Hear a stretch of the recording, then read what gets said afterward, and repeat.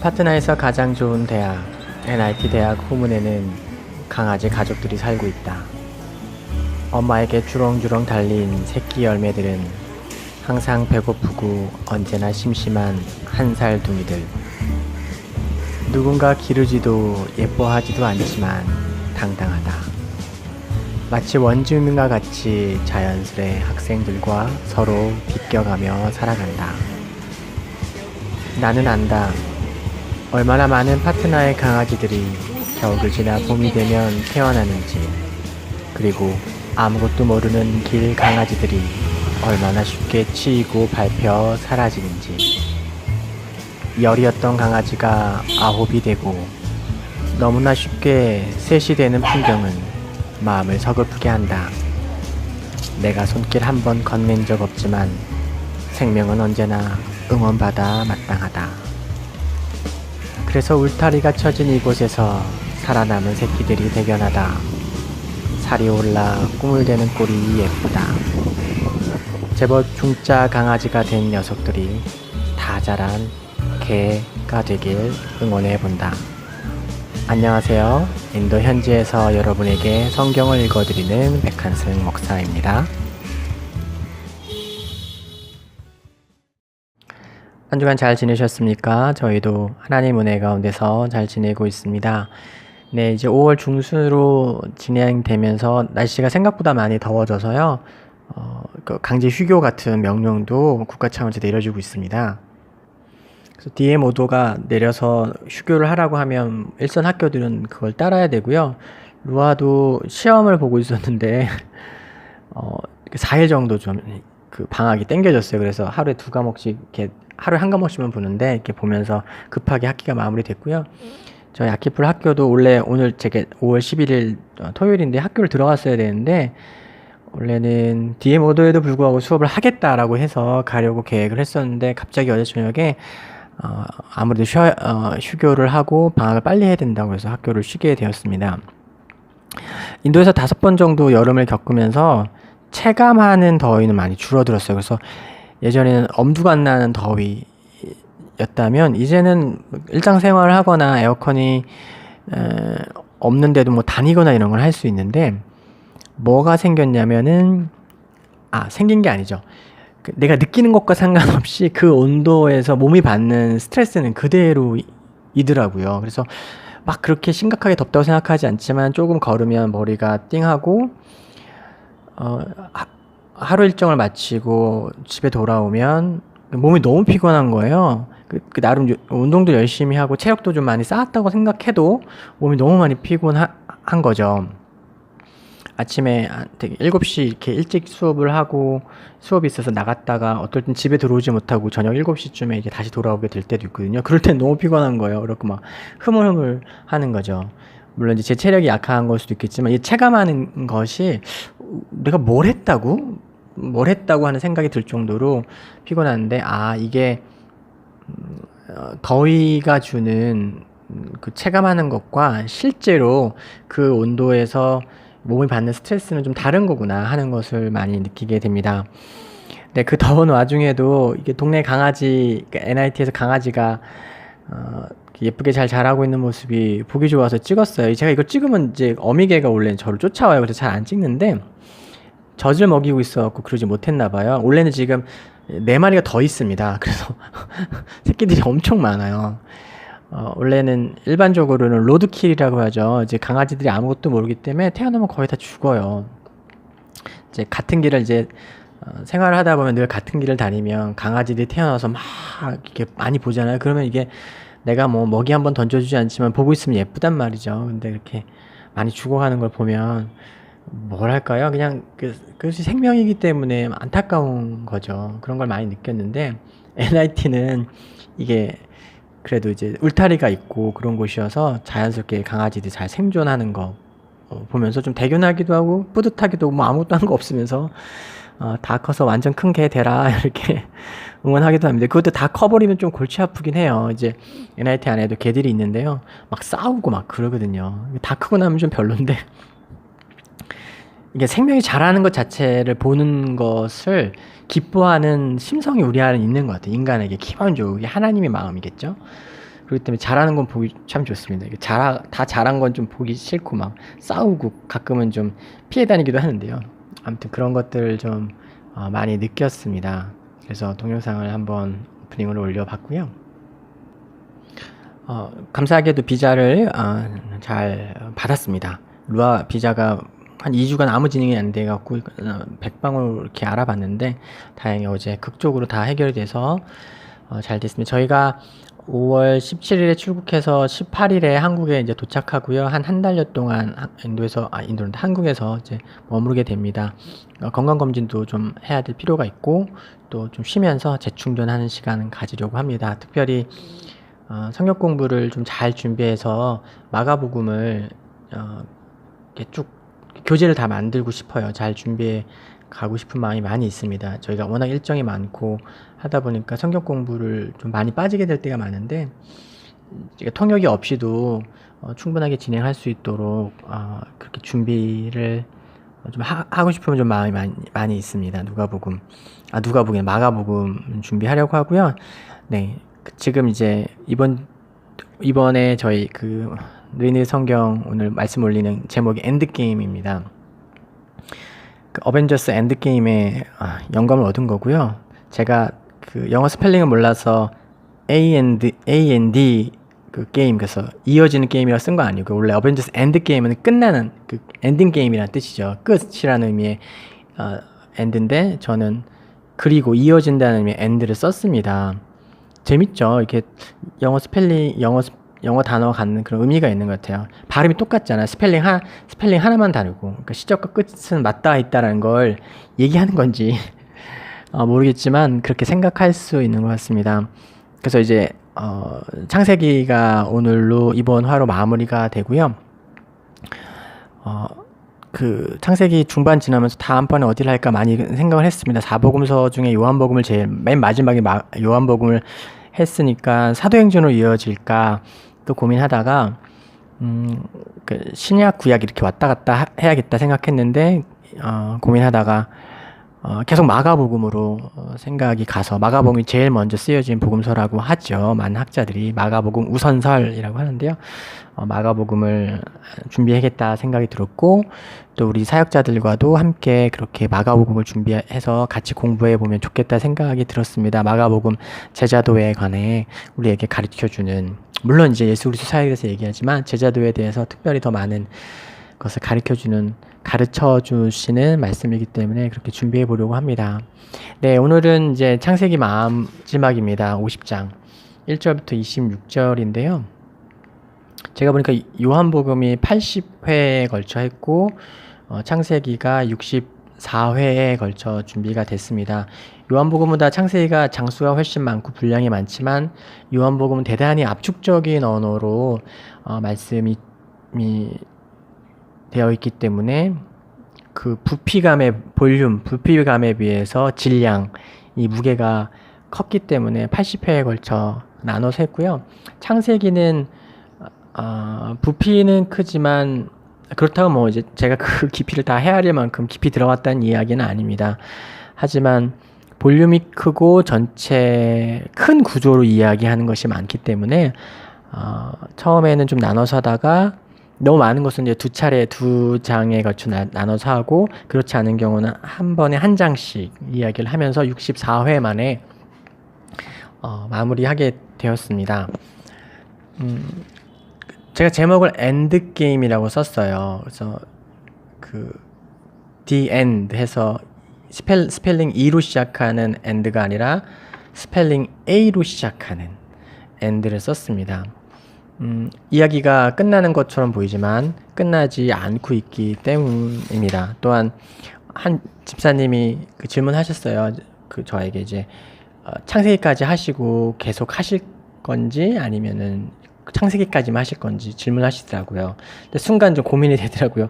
계속 그런 걸 생각해 본 적이 없어서 계속 해야 되나 계속하지 말아야 되나 했는데 제 마음속에서는 계속하는 것이 맞다라는 생각을 했습니다. 사실은 이거는 제가 개인적으로 하는 성경 공부를 오픈하는 것과 같다라고 생각을 해요. 선교지에 있으면서 말씀을 그래도 꾸준히 깊이 있게 누군가에게 설명할 수 있도록 하나씩 정리하는 것이 필요하다고 생각하고 시작을 했는데 이것이 얼마나 저에게 유익한지 많이 경험을 했고요. 그래서 네, 그 스펠링 E로 시작하는 end가 아니라 스펠링 A로 시작하는 end게임 계속해서 이어지는 것으로 결론을 내렸습니다. 전 세계적으로 어벤져스 열풍이 불고 있죠. 장장 11년에 걸쳐 22편의 영화가 마무리되었습니다. 영화는 아이언맨인 토니 스타크의 희생으로 끝나고 또한 다음 10년의 문을 열어냅니다. 이 영화 많이 보셨죠? 지금 이미 보실 분은 다 보셨을 겁니다. 그러니까 스포일러였다면 죄송하고요. 이미 많이 보셨다고 생각하고 감히 제가 내용을 잠깐 얘기했습니다. 앞으로 어떤 영화가 나오게 될지 모르지만 분명한 것은 또 다른 영웅이 나타나고 활약하고 희생함으로 인류를 구하게 될 것입니다. 캐릭터는 바뀌죠. 인물은 바뀌지만 이야기의 큰 틀 구조는 바뀌지 않는 것이죠. 아이언맨의 죽음으로 어벤져스 시리즈가 끝난 것처럼 요셉의 죽음으로 창세기는 마무리가 됩니다.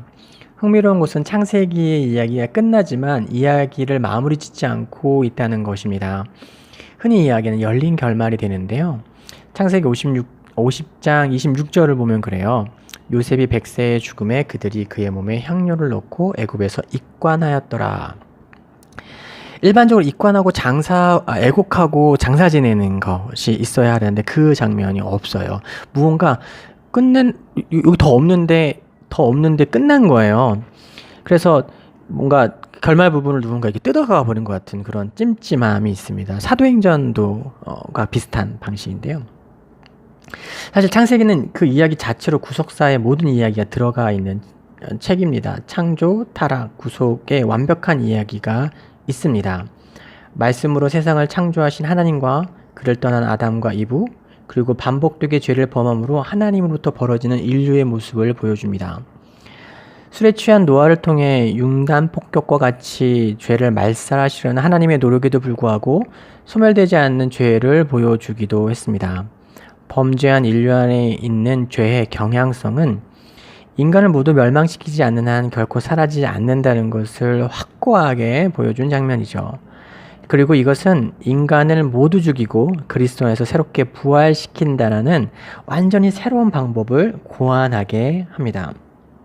그러니까 이런 역사적 사건이 그리스도의 십자가와 부활 사건의 불가피한, 피할 수 없는 사건이 되는 것을 얘기하죠.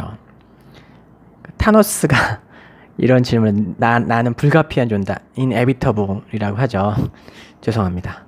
영화를 아주 재미있게 봤어요. 어쨌든 창세기 노아의 사건을 통해서 그리스도의 십자가 부활 사건이 불가피한, 피해갈 수 없는 결론인 것을 이렇게 보여주고 있습니다. 사실은 이제 이후에 성경의 전체 역사가 그렇고요. 대표적으로 열왕기 상하를 통해서 열 왕들의 들고 나는 것들, 회개하고 돌아왔다 다시 이렇게 범죄하는 이를 반복을 통해서 결국 하나님의 백성으로 부르심 받은 그들이 나락으로 떨어지는 이렇게 부패와 타락으로 가는 그것을 통해서 성경은 하나님의 말씀을 주시고 기적을 행하시고 율법을 주시는 것을 통해서 은혜의 수단들을 주시지만 그것들을 인간 스스로 실천해내는 것을 통해서 인간이 구원에 이를 수 없다는 것을 사실 성경 전체가 그것을 보여주고 있는 것입니다. 창세기는 그 전체 이야기를 압축해서 딱 보여준 거예요. 그러니까 성경 66권인데 1권에서 예고편과 같다고 해야 될까요? 압축적으로 이야기를 다 보여주는 거예요. 다 십자가 부활도 있습니다. 야곱은 우리 인간이라는 인간의 군상들의 모습을 압축해서 보여줍니다. 하나님의 축복을 원하지만 자신의 방법을 포기할 수 없는 우리의 모습이 잘 드러나지요. 그런 야곱을 이끄시는 하나님을 통해 우리는 이 땅에서 나를 이끄시는 하나님을 볼 수 있습니다. 스스로 제법 잘난치 않은 야곱이 세상에 더 악한 사람들에게 치이고 위기에 직면할 때마다 하나님께서 어떻게 인도해 주신지를 아주 잘 살펴볼 수 있죠. 그러니까 사실 야곱은 우리예요. 우리 모두를 대표하는, 그냥 야곱은 아담의 어떤 형상이 있습니다. 인간됨을 보여주는, 그냥 인간적인, 지극히 인간적인 모습인 거예요. 하나님의 욕심은 있고, 그러나 뛰는 놈 위에 나는 놈이 있고, 그러나 또 마음 한켠으로 신적 존재에 대한 감각이 있기 때문에 그 존재를 의지하고 또 구하고, 그러나 그것을 전적으로 의지하고 또 이렇게 신뢰하지 못함으로 자신의 방법들과 이렇게 끊임없이 시도하고, 그래서 넘어지고 실수하고 자기 자신도 속고, 그런 인간들의 모습. 그러나 그 인간을 인도해 주신 하나님의 놀라우신 은혜, 결국 구원에 이르게 하시는 하나님의 은혜를 또 보여주는 것이 그 야곱이라는 존재이죠. 그래서 야곱을 많이 보면 욕하게도 되고 탓하게도 되지만 결국 내 모습과 너무 같아서, 어쩌면 이렇게 탈탈 털려서 이 정도이면 나보다 훨씬 낫네 하는 마음을 들게 하는 것이 또 야곱의 모습이죠. 약속의 땅에서 잘 정착해서 자식 많이 낳고 살면 이야기가 끝나야 하는데 그렇지 않습니다.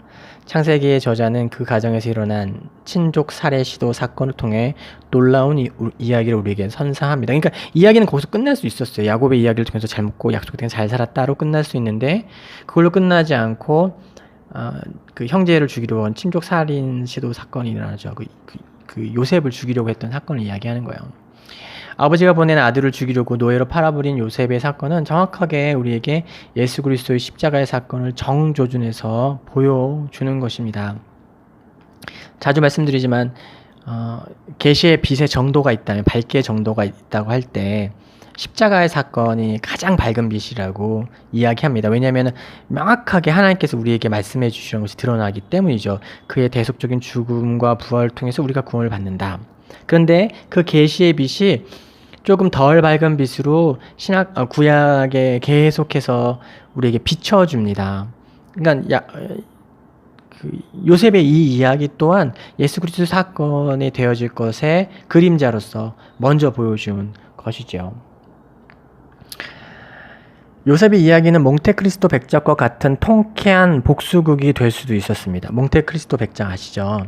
한 사람이 이제 억울한 누명으로 그 주변 사람들에 의해서 이렇게 죄수가 되었다가 탈출해서 아주 이렇게 통쾌하게 복수하는 그런 내용입니다. 저희 집에 그 몽테크리스토 백작이 아마 세계문학 전집 같은 거였을 거예요. 있었는데 그걸 제가 한 여러 번 읽었던 것 같아요. 지금 내용은 잘 기억 못하는데 여러 번 읽었습니다. 왜냐면 통쾌하고 재밌습니다. 인간의 본성과 다 있어요. 뭔가 카타르시스가 있어요. 이렇게 불의하다니 막 정의를 부르짖고 그 정의를 법의 방법으로 해소하는 것이 아니라 어떤 사법의 아니라 개인적인 방법으로 해결하는 것에 대한 그 짜릿함과 기쁨을 느끼죠. 몽테크리스토 백작도 재밌습니다. 사실 그것이 우리의 심정과 더 이렇게 맞닿아 있는 거예요. 하지만 요셉은 결국 하나님의 뜻을 이해하고 자신에게 맡겨진 오실 예수 그리스도의 그림자 역할을 아주 톡톡하게 해냅니다. 훌륭하게 해내죠. 화해의 이야기를, 화목의 이야기를 그려낸 거예요. 그것이 십자가 부활 사건을 통해서 우리에게 주어진 이야기잖아요. 그리스도와 화목하게 되는 거죠. 그리스도와 화해하게 되는 거예요. 하나님과 화해하게 되는 거죠. 화해했다는 것은 우리가 회개하고 그분이 펼쳐놓으신, 열어놓으신 구원의 터가 있는데 거기로 하나님이 우리 다 용서하셨어. 회개라는 방식을 통해서 우리는 그 문턱을 넘어서서 들어가기만 하면 되는 거죠. 그렇습니다. 요셉의 이야기는 십자가의 죽음이 있고 부활의 영광이 있고 그를 통한 온 세상의 구원 이야기와 그 구원자가 자기의 원수를 완전히 용서하는 화목의 드라마가 들어가 있습니다. 요셉을 통해서 온 세상이 기근으로 말미암아 죽을 수밖에 없었던, 멸망할 수 없었던 세상이 구원을 받잖아요. 그것이 그리스도의 사건의 어떤 그림자가 되는 거죠. 그리고 그 요셉을 통해서 가족들도 마침내 구원을 받는 장면이 나옵니다. 창세기는 이렇게 완성된 이야기지만 동시에 출애굽으로 이어지는 이야기의 통로를 활짝 열어젖힙니다. 요셉은 죽어서 관에 들어갔지만 결국 약속의 땅으로 가는 후손들의 여정에 동참합니다. 그리고 새롭게 시작된 이야기는 모세와 출애굽 시대를 살아가는 사람들을 통해 또 다른 각도로 그리스도의 복음을 조명합니다. 끝난 이야기, 엔드게임으로 보였지만 끝나지 않고 이어지는 이야기, 알파벳 A로 시작하는 엔드게임이 된 것이죠. 그리스도의 복음이 이렇게 열린 결말로 우리에게 주어졌습니다. 그가 이미 완전히 다 이루신 일이지만 우리의 각자의 삶 속에서 열린 결말로 주어져 있습니다. 마치 사도행전 28장이 끝났지만 마무리되지 않고 오늘을 살아가는 성도들 통해 다양한 버전의 사도행전 29장이 집필되고 있는 것처럼 말이죠. 제가 그래서 사도행전 29장이라고 제 그 소식지를 쓰는 이유가 그런 의미입니다. 오늘도 각자의 삶 속에서 자신만의 사도행전 29장을 써내려가시는 우리 모두를 응원합니다. 저 혼자만, 선교사만 혹은 목사만 사도행전 29장을 써서 그리스도께서 완성하신 이야기를 작은 예수로 각 사람의 버전으로 이렇게 써 내려가는 것이 성경이 우리에게 권고하고 우리를 이끄시는 그 내용입니다. 창세기가 그것을 압축적으로 잘 보여주고 있습니다. 그러니까 이 이야기, 그리스도의 복음 사건과 화해와 구원의 이야기는 창세기 때부터 완성이 되었고, 그것이 성경 66권을 통해서 아주 풍성하게, 아주 풍부하게, 정말로 이루 말할 수 없이 풍성한 뷔페처럼, 그 결혼식 뷔페처럼 어떤 건 맛있고 어떤 건 맛없는 그런 뷔페가 아니라 어느 것 하나 버릴 것 없이 완전히 풍성한 뷔페처럼 성경 66권에 게시되어 있고, 메인 디쉬로 정말 가장 완성된 형태로 예수 그리스도의 십자가를 통해, 사복음서를 통해 그것이 게시되는 겁니다. 성경의 나머지, 신약성의 나머지는 그 사건을 설명하고 각 사람이 개인의 삶의 방식으로, 삶의 현장에서 그것을 어떻게 재해석해서 오늘의 삶 가운데서 그것을 풀어낼 것인지, 그것을 해석해 주는 것이 사실 서신서의 내용들이 되겠죠. 오늘 하루도 또 한 주도 우리는 하나님의 부르심 앞에서 사도행전 29장을, 그리고 끝나버린 것지만 끝나지 않은 창세기 50장 이후의 이야기를 써내려가고 있습니다. 나는 막 충성되지 못한데요. 막 되게 잘하지 못했는데요. 전 요새 좀 슬럼프인데요. 저는 제 믿음에 회의가 들어요.